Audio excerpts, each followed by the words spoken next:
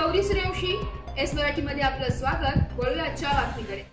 पांड्याने toll नाक्यावरती स्थानिकांचा toll नाका 20 किलोमीटरच्या आत असलेल्या गावांमध्ये टोल घेऊ या मागणीसाठी आज कृषी उत्पन्न बाजार समिती सभापती प्रशांत आप्पाकर, सामाजिक कार्यकर्ते संतोष शेरेहरे, बाळासाहेब घडवजे, दत्तू राऊत व वाहन चालक व ग्रामस्थांनी आंदोलन केले होते। काल भनवाड येथील कौटुंबिक वादातून पतीने पत्नीवरती हल्ला केलेला होता व त्यामुळे आदिवासी महिला ही गंभीर जखमी झालेली होती। तिला उपचारासाठी वनील ग्रामीण रुग्णालयात आणत असताना टोल नाक्यावर गाडी ही सोडण्यास उशीर झाल्याने त्या महिलेचे निधन झाले। टोल नाक्यावरून ऑपरेटर गाडी लवकर सोडलीच असती तर महिला कदाचित वाचू शकली असती, म्हणून टोल नाक्यावर मनुष्यवधाचा गुन्हा का दाखल करू नये असाही प्रश्न आलाय। कृषी उत्पन्न बाजार समिती सभापती प्रशांत कडे यांनी विचारले असता तसेच 20 किलोमीटरच्या गावातील ग्रामस्थांना टोल फ्री व्हावे हे प्रमुख मागणी करण्यात आली आहे। व्यवस्थित करायचं, समोरच्याला एकदम कार्ड दाखवलं तर गाडी मागे घे असं नाही।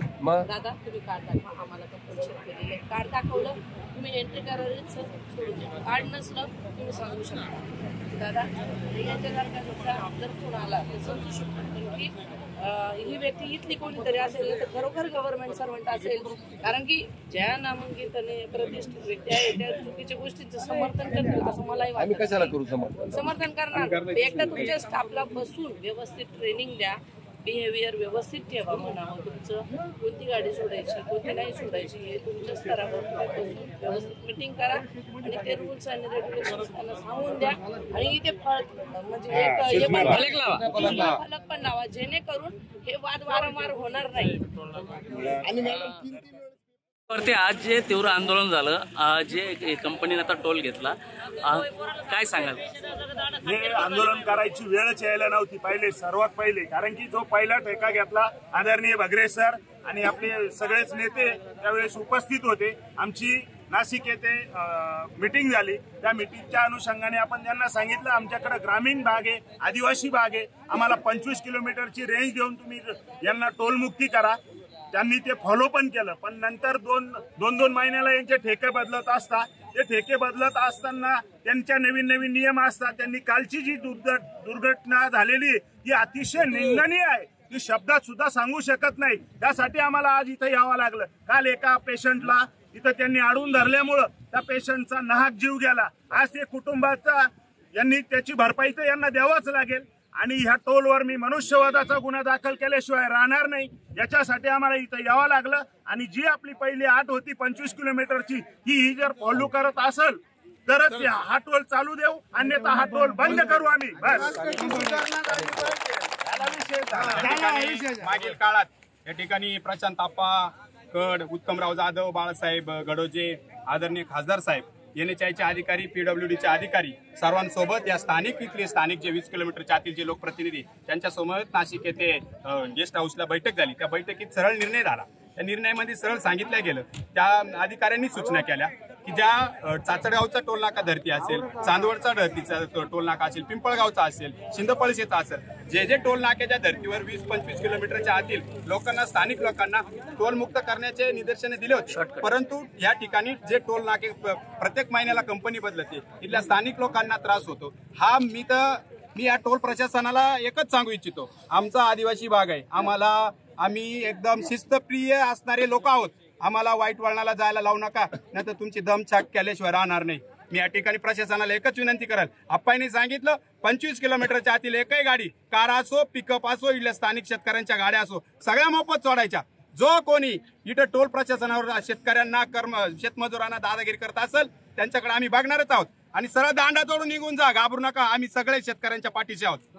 आम्ही जे रस्ता रोको करत आहोत आतापर्यंत, काल आपण सांगितल्या पद्धतीने काल येथे एका व्यक्तीचा यांनी अँब्युलन्स अडवल्यामुळं प्राण गमावं लागला।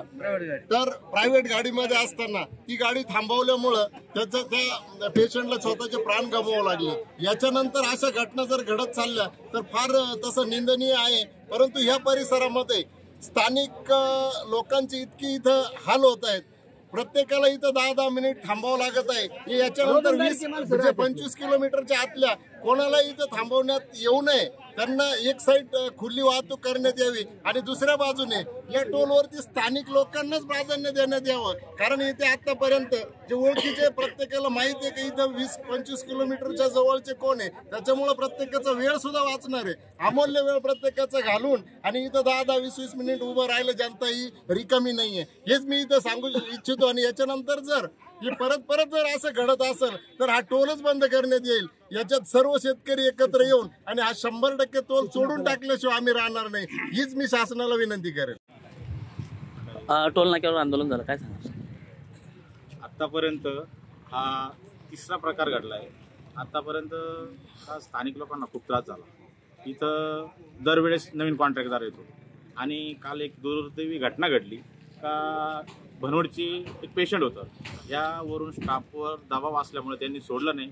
त्यांच्यामुळं आज एक दुर्घटना घडली भनवडची, खूप अत्यंत वाईट घटना घडली. तर याच्या करताना याच्या पुढं असं घडू नये. यांनी अन्यथा 25 किलोमीटरच्या आत कोणी पण अडवलंच त्याच्या तीव्र एकदम जबरदस्त आंदोलन होईल, एवढं बोलून थांबतो. प्रशांत आप्पा बाकीची मंडळी जी जमलेली आहे त्यांच्या माध्यमातून सांगण्यात आलं की 25 किलोमीटर आम्हाला कुठल्याही वाहनाला टोल आकारणी करू नये. आम्ही या संबंधित नॅशनल हायवेला पत्रव्यवहार करू. त्यांच्या विषयाने जर जेही त्यांनी सूट दिली आपण त्या पद्धतीने पुढे जाऊ आणि जोपर्यंत ते सूट ज्यापर्यंत पेपरवर्क येत नाही तोपर्यंत आपण त्यांना सूट देऊ. एस मराठी न्यूजसाठी वृत्तसंपादक शामराव सोनवणे, वणी. अशाच नवीन ताज्या घडामोडी जाणून घेण्यासाठी आमच्या एस मराठी न्यूज चॅनलला लाईक करा, शेअर करा, सबस्क्राईब करा आणि बेल आयकॉनला क्लिक करायला विसरू नका.